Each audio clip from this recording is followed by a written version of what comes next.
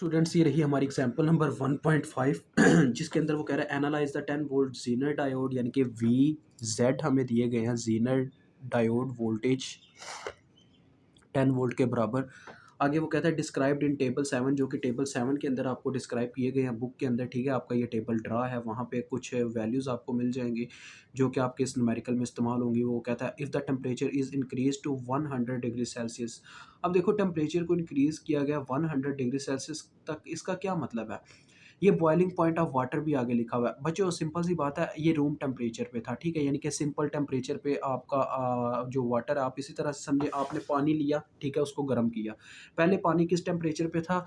0 degree 25 degree Celsius पे, यानी कि रूम टेम्परेचर पे। T0 आप उसको कह सकते हो, ठीक है? T0 is equal to 25 degree Celsius. और जब आपने उसको क्या किया जी, गर्म किया, तो वो 100 डिग्री सेल्सियस पे चला गया, तो ये उसका करंट टेम्परेचर है इस वक्त T1, जो कि 100 डिग्री सेल्सियस है, ठीक है?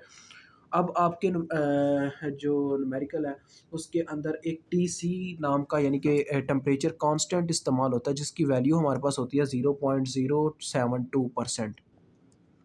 ये आपके उस टेबल में वैल्यू गिवन है, ठीक है? टेम्परेचर कांस्टेंट इसे कहा जाता है। अब मुझे मालूम क्या करना है, मुझे एनालाइज़ करना है चेंज कितना आया। यानी कि देखो, अब टेम्परेचर चेंज हुआ ना, यानी कि इस टेम्परेचर पे 10 वोल्ट थे, तो इस टेम्परेचर पे कितने वोल्टेज होंगे, मुझे ये चेंज जो है मालूम करना है। यानी वोल्टेज में कितना चेंज आया होगा, ज़ीनर डायोड के वोल्टेजेस में क्या फ़र्क आया होगा।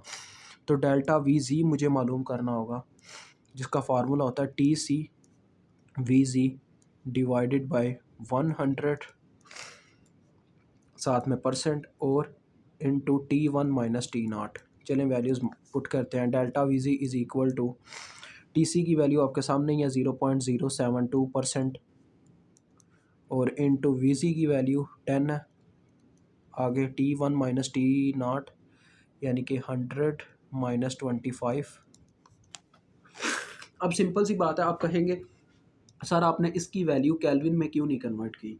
ये वैल्यू केल्विन में कन्वर्ट करना बच्चों इसलिए मतलब कि मुझ पे वाजिब नहीं था। मतलब वाजिब की क्या बात है, बहरहाल कहने का मतलब है यानी मुझ पे ज़रूरी नहीं था कि अभी ये 2 वैल्यूज़ हैं टेम्परेचर की, वो दोनों डिग्री सेल्सियस में तो दोनों आपस में माइनस भी हों तो वो कुछ फ़र्क नहीं डालेंगी, ठीक है?